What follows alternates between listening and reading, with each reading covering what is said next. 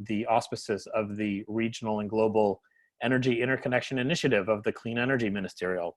The RGEI initiative, for those who don't know, aims to support the development of regional electricity trade by serving as a principal forum for regional power pools and for champions of regional power trade. And I think over the past year, we've really developed a cadre of followers and a great series of meetings that has brought together champions from regions as diverse as Asia and Africa and Latin America. And so I'm really delighted that today we can turn our attention to Eastern Europe and the Eurasian region. I'm Philip Cornell. I'm a senior fellow at the Atlantic Council Global Energy Center, and I serve as the acting coordinator for this initiative. This is the 10th webinar in the RGEI's 2020 series, and we are honored to welcome William Polen and Dr. Stephen Burns. Will is Senior Director at the United States Energy Association, where he has directed the Energy Technology and Governance Program in cooperation with USAID for over 30 years. Dr. Burns is Chief of Energy and Infrastructure for Europe and Eurasia at USAID, where he manages over $150 million in technical assistance programs. Suffice to say that these two gentlemen both have decades of extensive experience in the region, and their two organizations have worked together since the 1990s to support electricity sector reform and regional cooperation in Southeast Europe and in the Black Sea region. The US has played a significant role in regional energy development after the fall of the Berlin Wall, in the wake of the Balkan Wars, and also in the midst of ongoing Russian activity and interference in places like Ukraine and the Caucasus. Most recently, they have launched the $94 million US-Europe Energy Bridge to build on past programs and encourage regional market development and infrastructure security to reinforce the region's independence. So what are American interests in cross-border electricity trade and regional interconnection in this region? What are the challenges for regional cooperation? And what role does electricity trade play in an area of so many overlapping geopolitical and institutional interests? So I hope we can discuss some of these issues this morning. The running order will be as follows. Dr. Burns and Mr. Polen will open with a presentation without slides in this case, for those of you who are regulars. I'll start off with a couple of questions, but I would like to take as many questions as possible from the audience. So please use the chat box to enter your questions throughout the program, or use the hand raise function, and I'll be happy to call on you. Just a shout out to a couple of our guests that are here today. Antonio Ilisetto from Terna Rete Italia, Daniel Del Barrio Alvarez from the University of Tokyo, Richard Schomburg, IEC Ambassador from Switzerland, Tanya Lim and Matt Wittenstein from UNSCAP, Stephen Diwa from the Southern Africa Power Pool, and Nabuo Tanaka from the Sasakawa Peace Foundation, just among many others. So welcome to everybody here. With that, let me please turn it over to Steve and Will. Maybe Steve, we can start with you with a few remarks, and then we can get things moving. Thanks. Sure, and thank you for the invitation to speak here today. I think you know, in the interest of having a good, fulsome discussion, I'll keep my remarks relatively brief.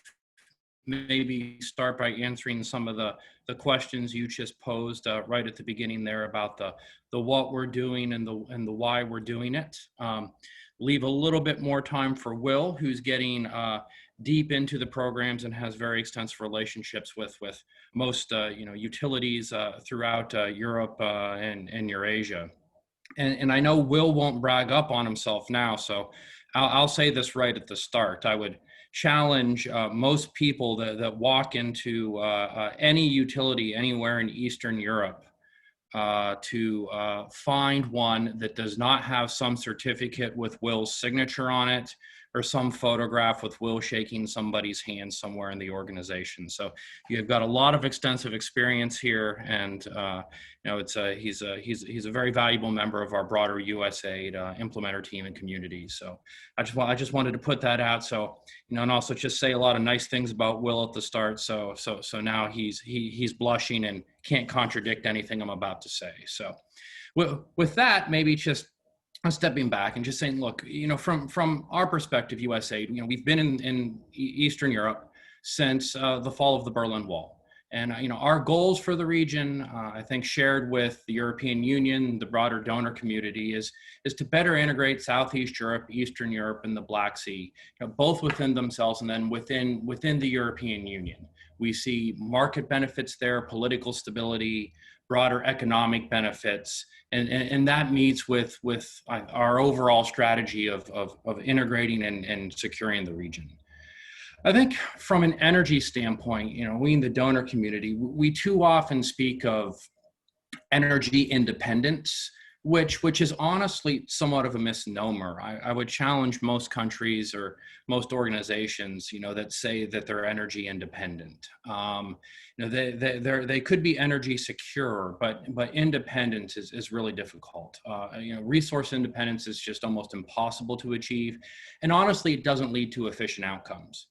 And when we look at individual countries where we've engaged, those that are seeking to become fully independent actually have the most inflexible power systems. They have the most vulnerable power systems to shock, to shut down. And so, integration, and I think I'm speaking to those who know this and would agree, right?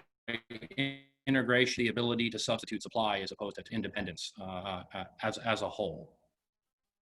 So our approach in terms of bringing countries together is slow. I think it's pictures move mountains, and I would say that is what we're starting to see in especially in Southeast Europe. We have to put our progress in 30 plus years to develop and get to where they are now. And, our counterparts in Europe's periphery have been working on this for 10, 15 some years. And, we're starting to see, we'll use the term a lot, the green shoots. We're starting to see more investor interest now than we had. We're starting to see a little bit more liquidity in terms of the trade. So, the key to the success, I think, in this regard, is establishing the appropriate incentives, right? So, we speak high-mindedly the benefits of economic growth, political stability, and so on. Well, that works at the higher level or at the theoretical level. We're engaged with counterparts that need to keep the lights on, that are having to balance day-to-day political costs or immediate needs. Right. And so we have the benefit, at least in our region, of the Energy Community Treaty, which working in our region, just a brief aside. So the Energy Community Treaty is between the European Commission and the contracting parties, which would be effectively the former Yugoslav republics plus Albania, then Ukraine, Moldova, and Georgia, this treaty, where they've agreed to adopt the EU directives related to energy, environment,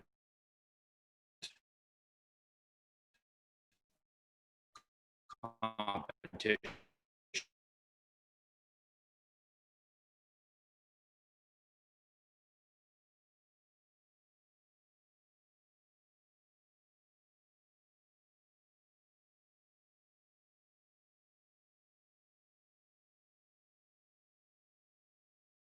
The legislative mandates need to be implemented. We need to get to that granular level, and I think to some extent that's what will speak to. So, and maybe some slightly more specific comments before I turn it over to Will. So what we're trying to do is establish incentives for third-party access.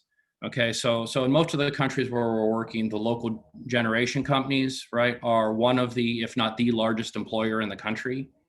right? So there is some embedded resistance to cross-border trade.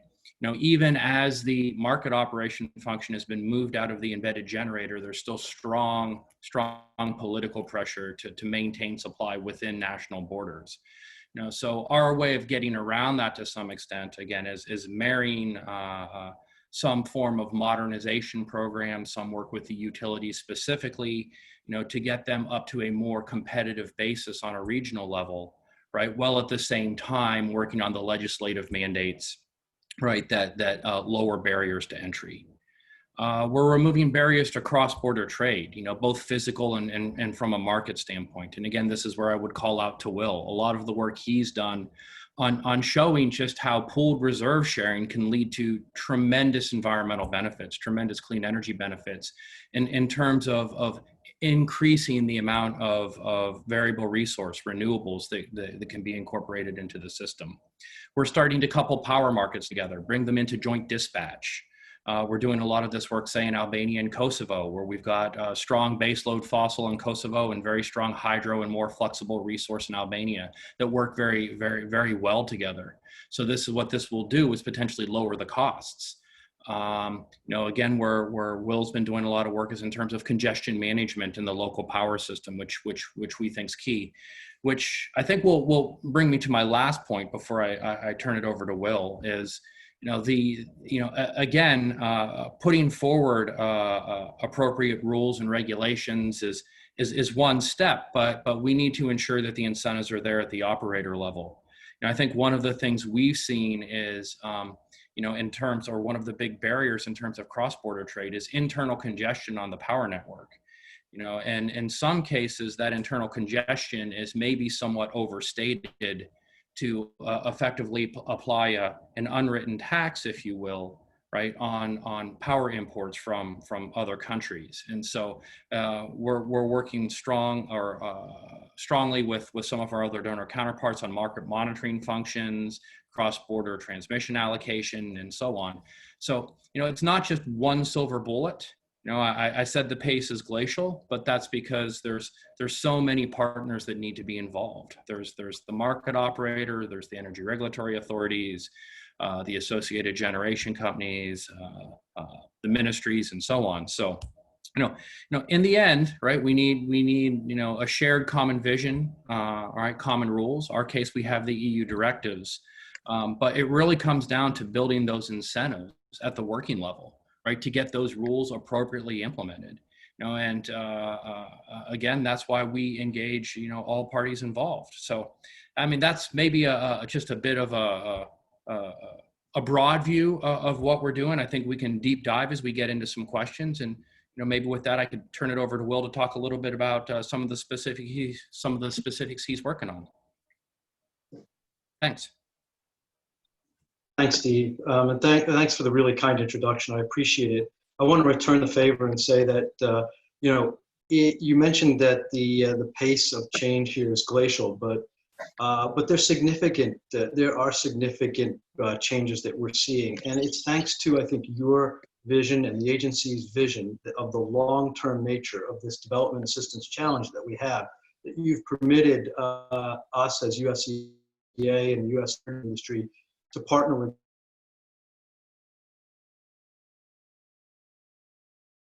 as well as the industry at large to be able to help in this transformation. We want to thank you for your vision and your support over these many years. I think when we started this project back in the early 90s, we had envisioned that there would be opportunities for U.S. investors and equipment suppliers and financial firms, and that's why USEA got involved in this work. We are a membership association. We're not a lobbying group. We're a voluntary membership association, and our members wanted to enter the Eastern European market. When we got there, we found that the region was characterized, as you would imagine, from its legacy of communism and socialism, by state-owned entities. And so the early efforts that we were engaged in were helping utilities commercialize in advance of privatization, and then to help them privatize. And with USAID's support and the support of many other actors and many folks from the European Union as well, this happened. And we realized that that alone was not sufficient to mobilize the amounts of capital that would be necessary to turn over the infrastructure in the region. The infrastructure in the region is old. It was constructed largely constructed from the 60s to the 80s. It's inefficient, it's sturdy, let's face it, and a lot of it is reaching the end of its useful life. And so we needed to think of a way in which we could incentivize a turnover of capital that would improve energy security, improve efficiency, and spur technology transfer by mobilizing capital. How to do that? Well, I think USAID, in its wisdom, and has stuck with it for the past 30 years, saw that the only way to do this was to create markets, and markets of significant size, markets that have a geographical footprint that are larger than the individual markets of each country. So we're working in small countries, let's face it. Armenia, Georgia are small, couple 3,000 megawatt markets. The same for most of the countries in the Western Balkans. To get, alone, these countries don't have the gravitas and the geographical footprint needed to mobilize the capital that would turn the sector over. But together, they create a sizable regional market that would be able to attract capital. But how to do that? Well, you've got to harmonize markets. You've got to create national markets, harmonize them, couple them. And most importantly, and from my perspective, and maybe others will disagree, you've got to have enough transmission backbone and interconnection to enable wholesale electricity trade. And once you have that backbone in place, then you can begin to see, as the markets mature and the regulatory authorities become competent and more mature, then you can begin to mobilize the capital that's necessary. And as Steve said, it's a glacial pace because all of this has to occur. It's taken the West in the United States and Europe 100 years or more to get to where we are today. And we're asking the countries in this region who emerged from a communist, centrally planned and administered electric power system to do that in a generation. And I'm impressed by the amount of progress they've made. It's tremendous. I think we do have the benefit largely of a European accession as a carrot. But there were a lot of, I would say, down in the weeds questions that were and still remain as to how to put such a system together. And I think Steve alluded to many of those challenges.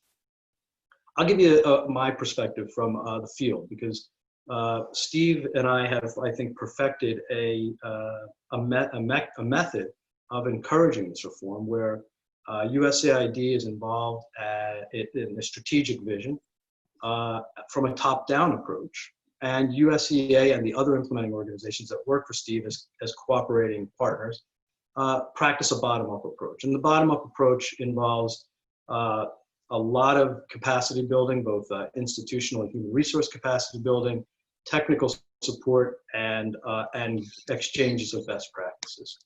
And so when we entered the region in the 90s, we entered the region in the 90s. Only one comment. The second bullet point. Sorry. When we entered the region in the 90s, one of the things we did was, recognizing that we needed to create these markets and create this transmission backbone, we conducted a needs assessment in the region to understand how how we might assist. And we found that, as you can imagine, in the former Soviet countries that we're working in, they had a deficit of planning capacity. They had a deficit of software because the planning had been done centralized from Moscow or from regional planning centers. And now these national transmission companies lack the capacity to do that. And it was a similar case we found after the Balkans War in the former Yugoslavia and Albania, but they also lacked capacity. So as the top-down strategy was being unfolded by USAID and its partners in Europe for the gradual transformation of markets, we provided a sort of on-the-ground support to enable network planning, more rational network planning, and network planning on a regional and sub-regional basis. We provided initially each country in the region that we're working in, there's about 16 of them, I guess, with software, network planning software. And as part of the incentive package for them to receive it and the training that came with it, we asked them to sign a memorandum of understanding to work together cooperatively. Now you have to understand that at the time we did this, this was pretty radical.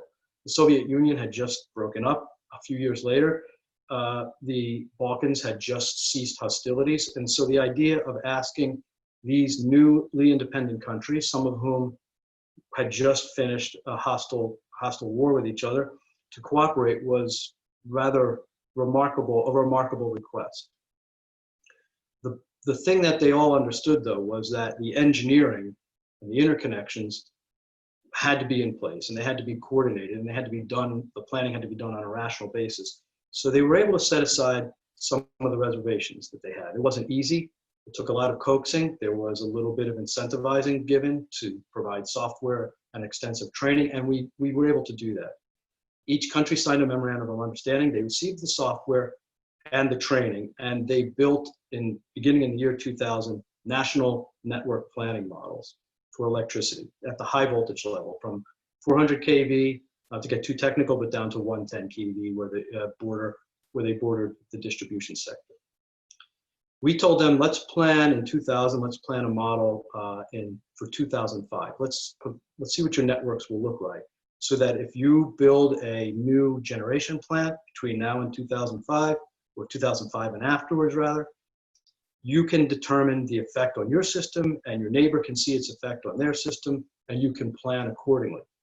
And when we have the model developed, you'll have a lingua franca to use for regional planning. You'll be able to talk to each other in a common language, a common database. So they built their models. We collected their models. We harmonized them, because this modeling effort, to a large extent, is like a relational database, and so you have to use the same planning with numbering and naming protocols. And we got them all harmonized. We knitted them together in a regional planning model. Then we redistributed the model to each company. Now each company has a planning model with in the same software for the years 2005 and beyond. And every year, or every 2 years, we update it. Now believe it or not, we are at 2030. So we've continued this effort. The companies have benefited tremendously in several ways. One, they use these models for national planning purposes. It's been, while we're focusing on regional issues, they're using it for their sort of daily future planning needs. Two, they're using it outside of the work that we do to talk and plan with their neighboring countries.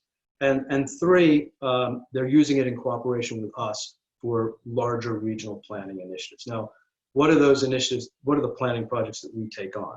Well, now that we have got the models, and we've got several models, we've got, for those of you who are more technically knowledgeable than I am, we've got a load flow model, we've got a transient stability model, we have a short circuit model, we've got an optimal power flow model, and we've got a market simulation model that we just launched in both the Black Sea region and in Southeast Europe.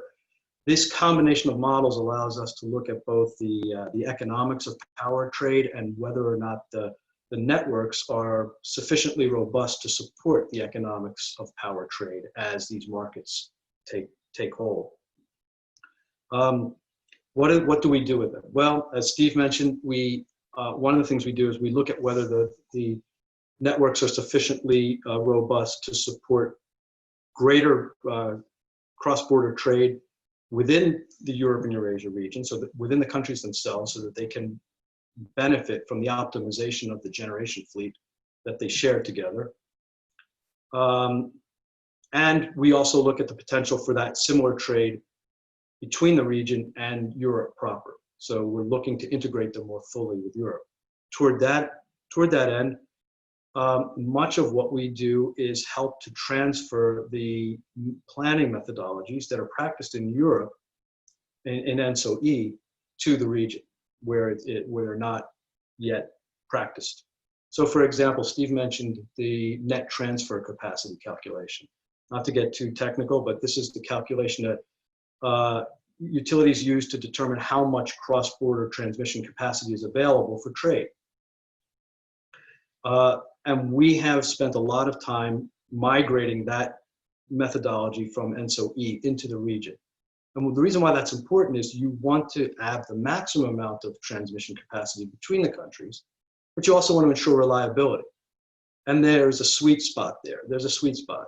And if you don't have competent regulatory authorities and you don't have transparent transmission calculations, one country can use this calculation to protect its national champion generator to the detriment of the optimization of trade with other countries. So we're using these models to sort of smoke out some of this, to extend and plan for greater transmission capacity transfer. And as this, I think this group is vitally interested in, one of the things that we've done is how much renewable energy can be added safely and securely to the grid. And so we just concluded, for example, 2 studies, one in the Black Sea region and one in the Western Balkans region, that looks at the tremendous amount of renewable energy that's planned to be added to the grid by 2030 to meet individual countries' climate change goals and targets, and whether the grid can support it, what the effects on emissions will be, and what the effects on wholesale prices will be. So we were able to use the models, both the network planning models and the market simulation models, to undertake a fairly extensive regional planning effort that looked at both the integration of renewables, wind and solar in particular, as well as natural gas in parts of the region that don't have it, so that they both, as we discussed earlier, are more secure with their energy portfolios and cleaner. And we discovered that, you know, the legacy networks of the region can support even a tripling of renewables. They're flexible enough. The prices will decline slightly, as you would imagine.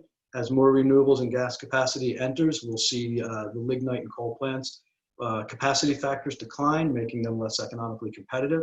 And we'll start to see the transition that we sought to make in the 90s, making the region cleaner and greener and more efficient. That's not to say there's not a whole host of challenges to make this happen.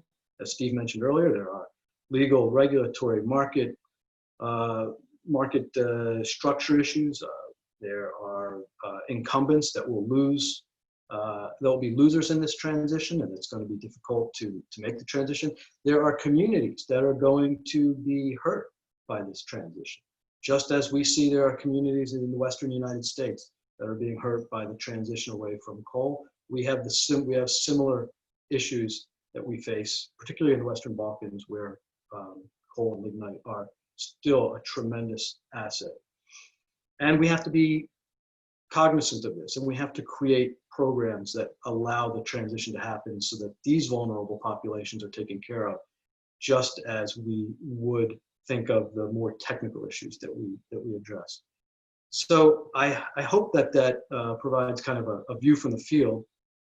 As I mentioned, it's been a tremendous partnership. Steve's patience and wisdom over these many years to allow us to work in this field, to take the time that's needed, to work with our counterparts in the region to build their capacities,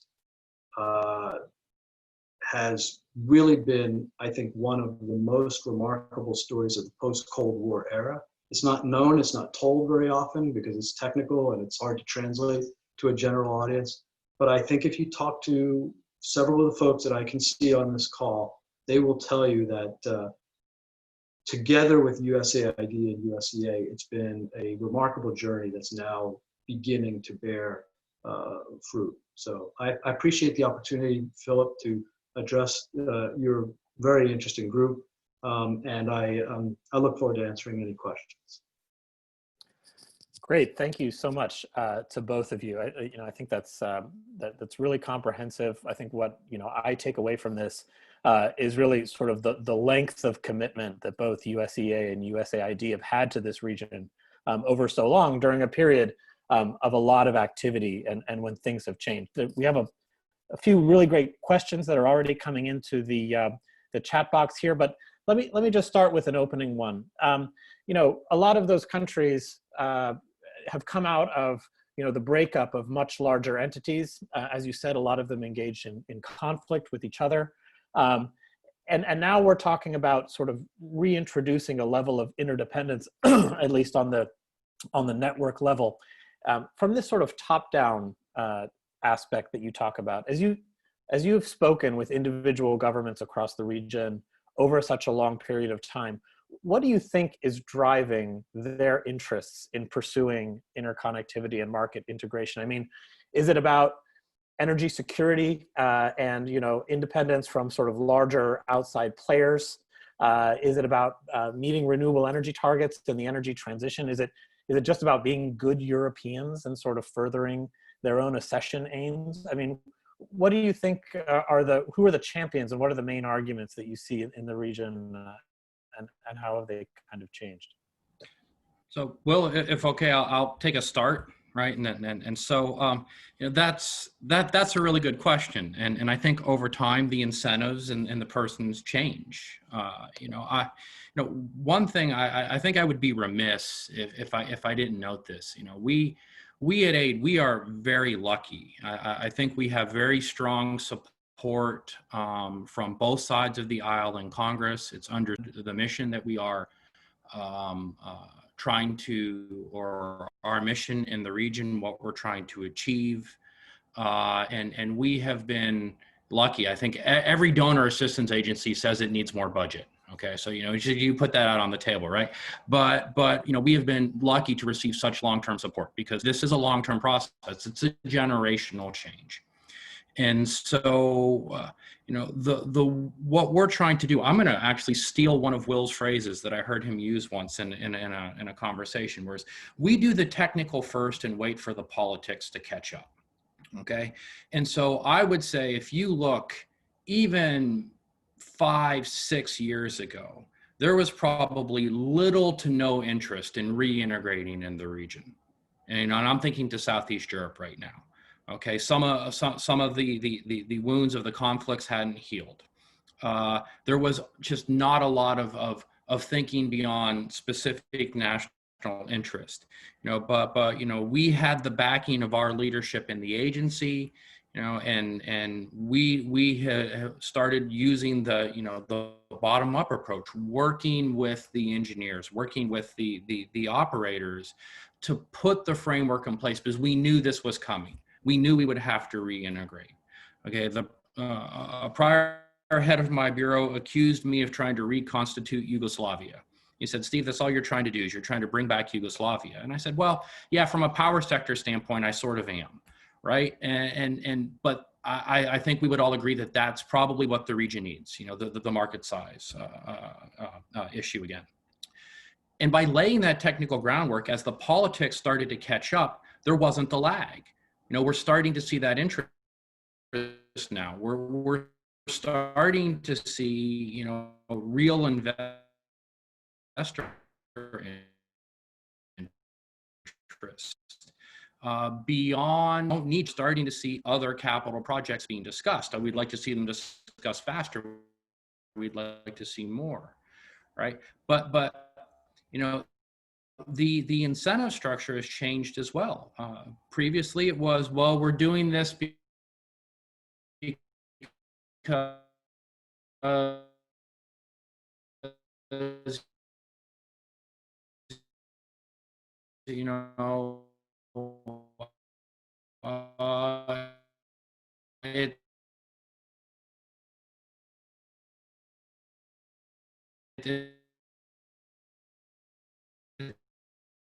it's part of the. Would want to add to that. I think you kind of said it. I think the thing that you started off with, the sentiment that you started off with, was that the incentives changed over time. Yeah.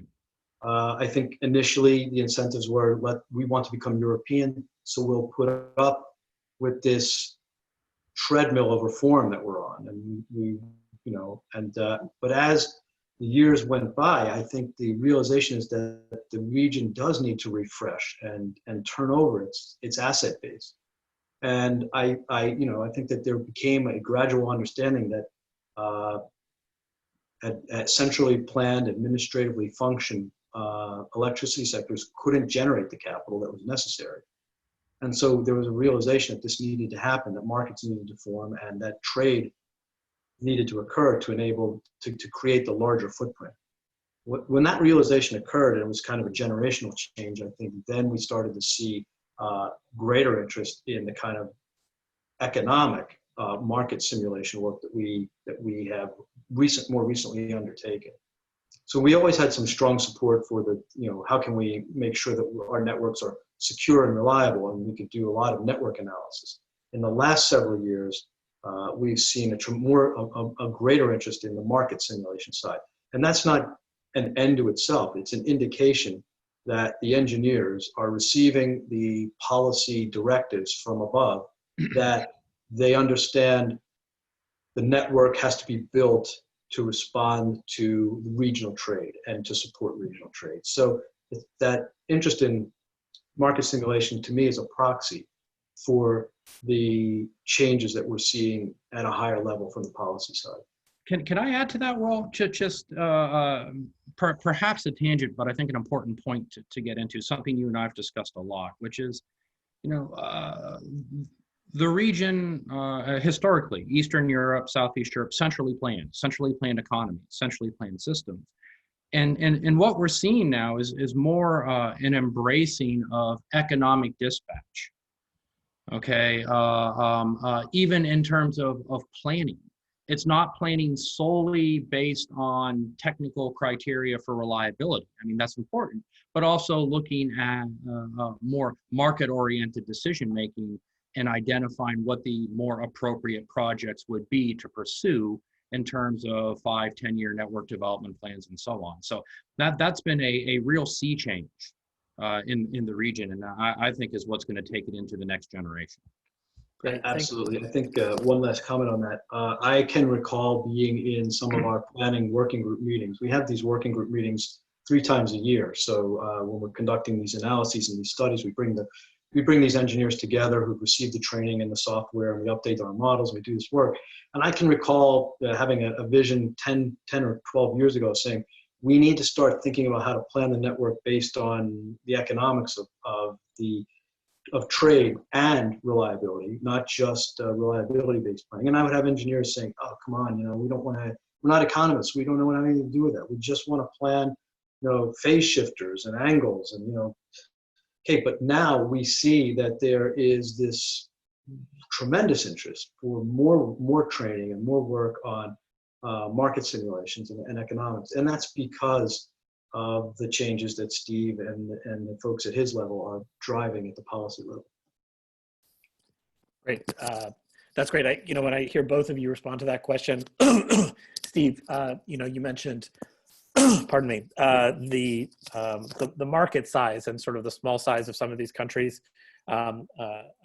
Will, you also talked about sort of the optimal kind of footprint. Maybe I can ask Matt Wittenstein. He had looks like he has a question about sort of optimal market size and also the durability of U.S. commitment. Matt, do you want to ask a question? Sure. Hi. First of all, apologies if it's a little dark here. First, really enjoyed the presentations. Absolutely fascinating and definitely really relevant to the work that I'm doing at ESCAP, trying to build up a lot of this type of connectivity work in the Asia Pacific region. And there's a small overlap because Georgia is an ESCAP country, so hopefully we can leverage some of those experiences in some of our countries. But the 2 questions that I had, I really have a ton of questions, but I'll just focus on the 2 that I wrote. One is on the market size. You mentioned it a few times now that there's a need to build up these markets, get them bigger, get the economies of scale going. I think you used the word gravitas, which I liked. How big is the right size? Is there a sweet spot, or does it just make sense to just keep getting as big as you can get? And the second question I had is about the sustainability of this project, because you mentioned a few times how many years you've been doing it. And I just really wanted to better understand, how have you been able to sustain it for so long? Is it just that USAID has been able to commit funding for so many years because you had visibility about the long-term future of this project, or have you just done it piece by piece and demonstrating along the way the value so you can keep going? I'll keep it there. Thanks again. Again, I can start. I usually like to be first through the wall, you know, and then I can ramble and give Will time to compose some more intelligent thoughts. So in terms of market size, you know, I would say what I've seen is, you know, it's variable, you know, depending on the type of project, the companies you want to engage in, and so on. So, you know, we've seen some interest, you know, in the smaller markets, you know, from some Western investors, but, you know, they're more risk seeking. They're going to be seeking higher rates of return and so on. So I can't point to a specific market size. You know, bigger is always better. I think for us, really the challenge has been, you know, because again, we are a U.S. government funded agency. So, you know, we would like, and you know, USEA does represent the U.S. industry. So we would like to find opportunities for U.S. investors. Okay, that isn't the number one priority of our project, right? You know, the development is the number one priority, but we're always trying to find opportunities for U.S. investors. And to be honest, the opportunities in North America and Europe are so good, you know, that attracting them to our region has always been a bit difficult, right? And so that's why we're trying to bring or get the markets as large as possible, at least from that perspective. You know, I would say that the markets are of sufficient size. We see a lot of European interest in the region we're working. Of course, that's next door. That's their backyard.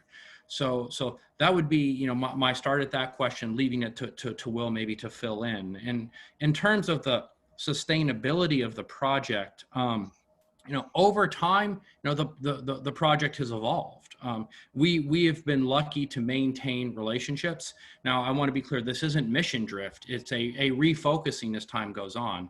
Again, it's been a U.S. priority, right? Engagement in the region, securing borders of Europe, and so on. So, you know, our project started with basic reconstruction work, rehabilitating schools, rehabilitating power networks, you know, that type of work, and over time has evolved, you know, into the planning. Market development was the major thrust of what we did, probably circa 2008 through 2015 or 16.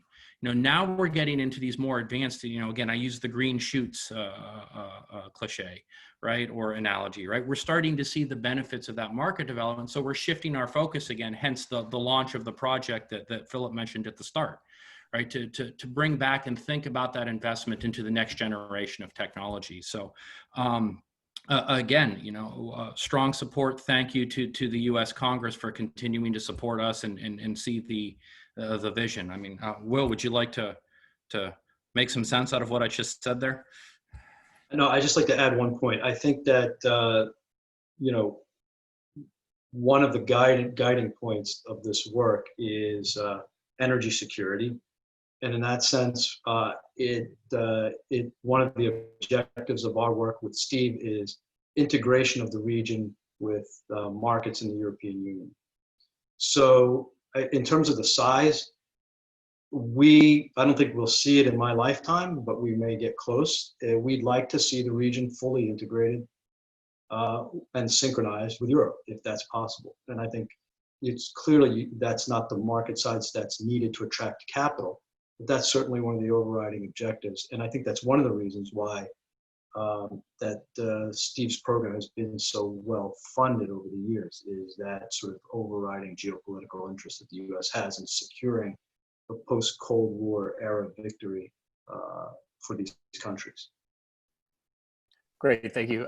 You know, you touching on obviously the role of the EU and European integration in all of this, and the sort of continuing handoff of some of these responsibilities, for example, to ENSOE, and sort of folding in some of these countries into the advancing EU framework. We have a couple of questions along these lines, both from Elliot and from Fabian. Maybe Fabian, if we could turn to you and we could use your question as a basis to continue that conversation. Yes, please. Thank you. So we've just at Guidehouse, we've just worked with the Energy Community Secretariat investigating to what extent regional cooperation among the energy community countries can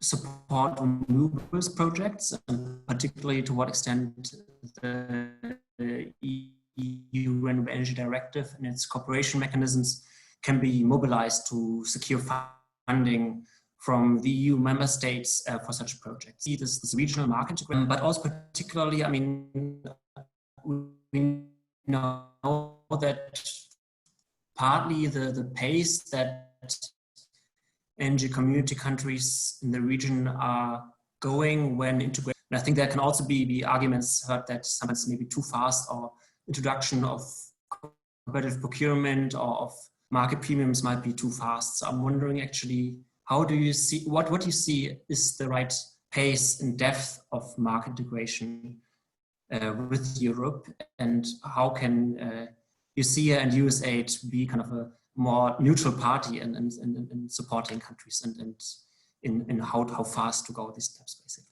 Thank you. You know, I think that's a great question, and I think there's a healthy tension, right, in that debate, in terms of how fast should countries be attempting to integrate into the EU. I sort of alluded to that in my, you know, it's one thing to adopt directives and then it's another to fully implement them. You know, I think what we've seen in some countries, honestly, is a bit of an overbuild of renewables. And let me put that in context, because I don't want that to be the quoted line. Okay, so the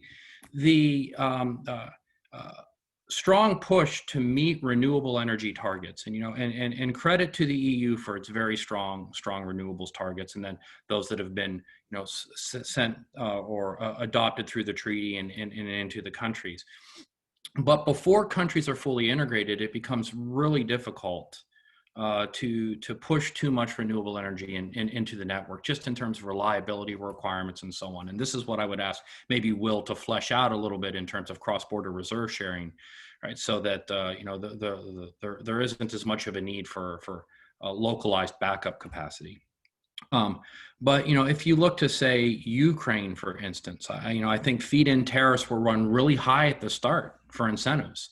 And perhaps it took a bit too long to adjust and bring the feed-in tariff rates down, right? So that there's now this very large, almost contingent liability, if you will, right? You know, on the Ukrainian power sector, right? To pay off these which aren't, at the time weren't, but now you would say are exorbitant rates, you know, given the technology curve and how costs have come down.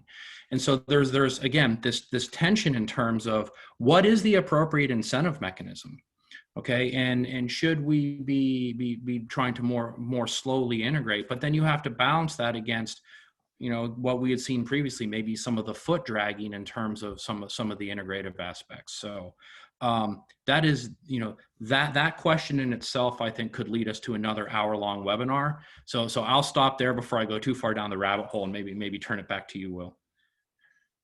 I think good point, Steve. I think that several years ago we looked at. I think we were way ahead of the curve. We looked in the region to determine how much renewable energy could be integrated if we took a regional approach to balancing. And this was a question I think that was being asked probably 5 or 6 years now, too early. We need to go back and look at this study because the answers that we got were very impressive, but they weren't. The policy environment wasn't able to absorb them. We found that in the region, if you could create a balancing market, you could almost double the amount of capacity that you would integrate from a renewable perspective, as compared to if you were balancing each country on its own. And I think that you know, this is a tangible benefit that we see from integration. Because the wind doesn't always blow across the region in the same place. And when the wind isn't blowing in one place, it's blowing in another. When you can use the other resources from parts of the region to benefit you when the sun isn't shining over your PV assets. You can use hydro, you can use gas, whatever.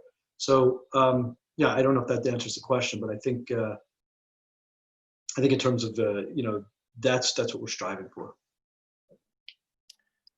Great, thanks very much.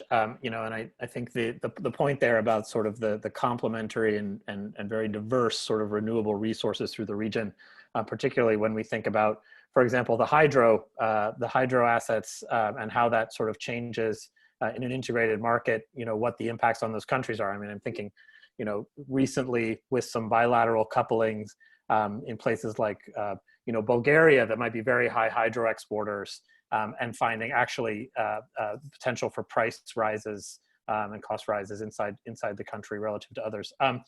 You mentioned also a little bit about the EU. Let me follow up on that. Obviously now, given the pandemic that we've experienced this year, a whole new slew of funding, stimulus funding, neighborhood, regional development funding. How do we expect not just sort of the more ambitious targets, but also the resources that might be available to some of the countries in this region to impact sort of the direction of travel when it comes to market integration? So, you know, again, you know, I'd say the future of the region we're working in, you know, lies with Europe. Right, you know, it's we are working in Europe, right? So right, you know, integration into Europe is the future. And European capital is very important, and to somewhat revisit the prior point, okay, the renewable targets that are being put forward are achievable, right? You know, they just need to be staged properly. Okay, so that would be, you know, the point I would make. The one thing we at AID, and I would hope, you know, will concurs with this sentiment, right, is we want to see far more private sector capital. We want to see, you know, merchant power generation, right, coming into the region. We want to see far less, you know, budgetary support coming out of the EU, right? It's you know, that's the cliche, you know, we're trying to work ourselves out of a job, right? But you know, and we're starting to see that. We're starting to see the interest. You know, the one thing again, and this is a healthy tension. At some point, I think we will need to have a conversation about what is the appropriate level of support, of capital support, so that we're not continuing perhaps a culture of dependency. And that again would be, I think, another interesting webinar to have, right? I don't think we could even scratch the surface of that conversation now, but I don't know. Will, would you like to add some thoughts there? I know, actually, I think you covered it, Steve. Okay. Great, thanks. Well, maybe we can turn it around to what's happening in the U.S. Obviously, we've just gone through a big election. Maybe Richard Schomburg, you have a question about sort of how the U.S. politics affect sort of the future of this cooperation. Maybe can I call on you to ask a question? Okay. Well, I'm not sure Richard is there, but he's basically asked a question. How sensitive are these actions to domestic U.S. politics, the role in the policies, for example, of the Republicans, and how can we expect a change with the new administration coming in to affect this programming? So you know, I think we've had a largely steady course over, you know, the decade plus. You know, I've been involved in the program, and then the 2 decades prior to that. It's been about energy security. It's been about collaboration with arguably, you know, our most important, or one of our most important groups of allies in Europe. You know, a secure energy future for Europe, right, is important globally. So we see strong bilateral support for the work we're doing. You know, I think the question, you know, might be geared a bit towards, you know, climate change aspects, you know, and I think as Will says, I think energy security and addressing climate change to some extent go hand in hand. You know, the work we do makes for a more robust power system, a more reliable power system, but it also really creates a pathway for emission reductions as well. So I don't foresee, again, any sea change in support for the work we're doing as we move into a new administration. I think I would agree with that. I think that, depending on the, we've always said within USEA, I don't think we've shared this openly with our colleagues at USAID, but depending on the administration, these programs are either energy security or they're economic development or they are environmentally oriented. But essentially, we're driving toward the same goals. It's just, in a sense, how we phrase it. I also wanted to make one point. I mean, USEA, and it may not be popular within this group, but I'll say it anyway. USEA is an all of the above energy association. We're not a fuel. We don't favor a specific fuel or technology. I think it's important to recognize that in this region, as it's being pushed rapidly toward to decarbonize, that there, as I said before, there are going to be some countries and some regions that are going to suffer economically as a result of this transition. From an employment perspective, from a tax revenue perspective, just as we're seeing in indigenous communities in the Western United States. And I think that the donor community in particular needs to think about the transition in these countries. It's going to be painful and it's going to be difficult. And there probably needs to be a place somewhere along the line for some continued use of fossil energy in the region so that these communities can continue to thrive until the time, I think, when there's enough, when the capacity for energy storage and the price of storage comes down to commercial options. And I think that's really important. And as in all of the above energy association, it's a principle that we like to apply as we promote the transition to cleaner and greener energy. Great, thanks very much. And maybe we can just wrap up with, just looking at some of these questions, sort of a wrap-up question that takes into account a lot of them. Dr. Burak Güler said, do either USAID and USEA work with the UNFCCC to prioritize transmission investment as an enabler asset for the Paris Agreement goals? And I think that's similar to Paul's question. Is there appetite for the real overarching objective of aggressive emission reduction? And you also talked about the potential for just transition away from some of these lignite plants. How much is the planning around integrating these markets, specifically around targeting changes, either generation mixes that could really have a major carbon emissions impact? I mean, how much are you actively aligning with those kind of goals? So I could speak to the philosophy of my program in the Bureau. I can't speak to the larger U.S. Policy philosophy. What I would say is, we've been directed by our leadership, right, to provide the tools and resources to the individual nations to chart their own futures. Right, so we collaborate with the donor community to make sure our messaging is aligned, to make sure that our programming is aligned. Okay? But it is incumbent upon the nations to use the tools that are given to them. Okay, and so what I would say though is, when you look at the projects of energy community interest, projects of common interest, a lot of the major infrastructure projects that are being targeted for specified funding, which climate change is used as a consideration in picking those targets.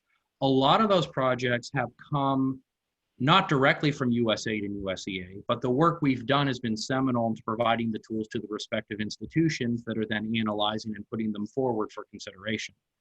So I would say, in an indirect way, yes, we are working with the organizations, but again, it's our role to provide the resources and allow the countries to chart their path. So, yep. Thank you.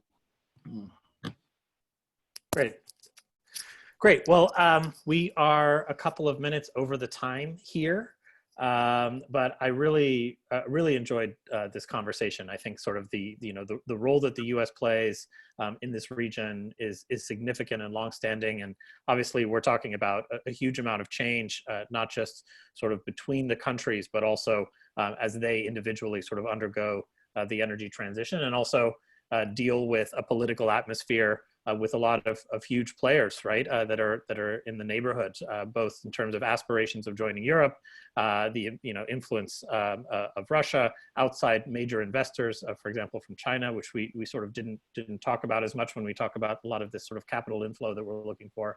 But clearly a very evolving and interesting region. So I want to thank both of you, Dr. Burns, Steve Burns, and Will Polen, for joining us today. And we hope that we can keep up this conversation and that you'll join us in the future for some RGEI conversations so that we can bring together. So that's really what we're trying to do here, is bring together the regional experiences and try to see what we can learn from each other. So thank you very much for joining us. Thank you. Thank you for having us. Great. And thanks to everyone else here. Just a little heads up, we will be announcing the next webinar, probably to be held in January, but we will follow up with specific information about that as it develops. So stay tuned and have a great day, and we look forward to seeing everyone soon. Thank you. Bye.